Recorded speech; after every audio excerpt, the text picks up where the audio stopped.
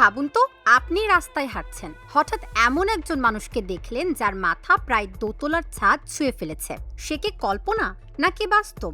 আজকের ভিডিওতে আমরা জানবো পৃথিবীর ইতিহাসে সবচেয়ে লম্বা মানুষ কারা ছিলেন, আর কোথায় বা তাদের বসবাস, কেন তারা এত লম্বা ছিলেন, কি বলছে বিজ্ঞান।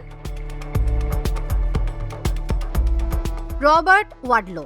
পৃথিবীর ইতিহাসের সবচেয়ে লম্বা মানুষ রবার্ট ওয়াডলো 1918 সালে যুক্তরাষ্ট্রের ইলিনয় অঙ্গরাজ্যে জন্মেছিলেন। তার উচ্চতা ছিল প্রায় 8 ফুট 11 ইঞ্চি। প্রশ্ন আসতে পারে, এত লম্বা হওয়ার কারণ কি? রবার্ট একটি বিরল রোগে ভুগতেন। পিটুইটারি গ্রন্থির অতিরিক্ত গ্রোথ হরমোন নিঃসরণের ফলে তার শরীর থামতেই চাইত না, বাড়তেই থাকত।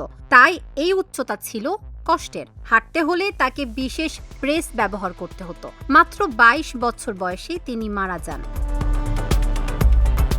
জন রগান।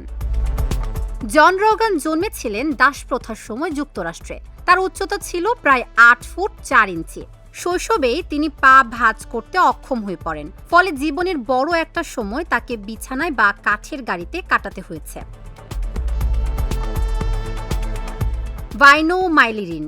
ভাইনো মাইলিরিন 1909 সালের 27 ফেব্রুয়ারি ফিনল্যান্ডের রাজধানী হেলসিঙ্কিতে জন্মগ্রহণ করেন। তিনি 1963 সালের 13 এপ্রিলে হেলসিঙ্কিতেই মৃত্যুবরণ করেন। তার উচ্চতা ছিল 8 ফুট 2 ইঞ্চি। রবার্ট ওয়াল্ডোর পর ও মৃত্যুর আগ পর্যন্ত তিনি ছিলেন বিশ্বের সবচেয়ে জীবন্ত লম্বা ব্যক্তি। ফিনিশ প্রতিরক্ষা বাহিনীতে চাকরি করেছেন তিনি। 1930-এর দশকে তিনি একজন পেশাদার কুস্তিগির সার্কাসের কুশীলব হিসেবে ইউরোপের বিভিন্ন দেশে ভ্রমণ করেন। তাকে ইতিহাসের সবচেয়ে লম্বা সৈনিক হিসেবে ধরা হয়।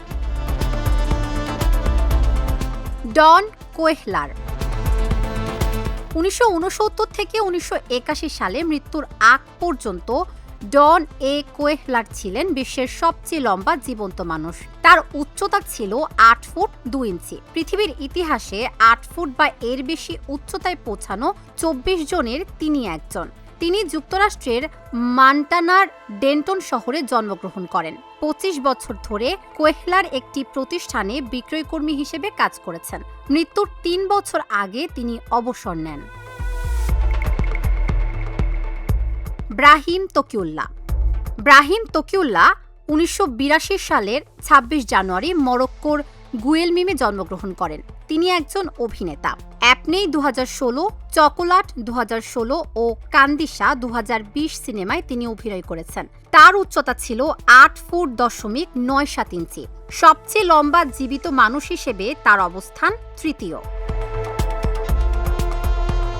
সুলতান কোসেন। বর্তমান যুগে বিশ্বের সবচেয়ে লম্বা জীবিত মানুষ হলেন সুলতান কোসেন, যিনি বসবাস করেন তুরস্কে। তার উচ্চতা প্রায় 8 ফুট 2.8 ইঞ্চি। তিনিও একইভাবে গ্রোথ হরমোনের সমস্যায় ভুগেছিলেন, তবে আধুনিক চিকিৎসার ফলে তার উচ্চতা এখন নিয়ন্ত্রণে। কেন কিছু মানুষ এত লম্বা হয়?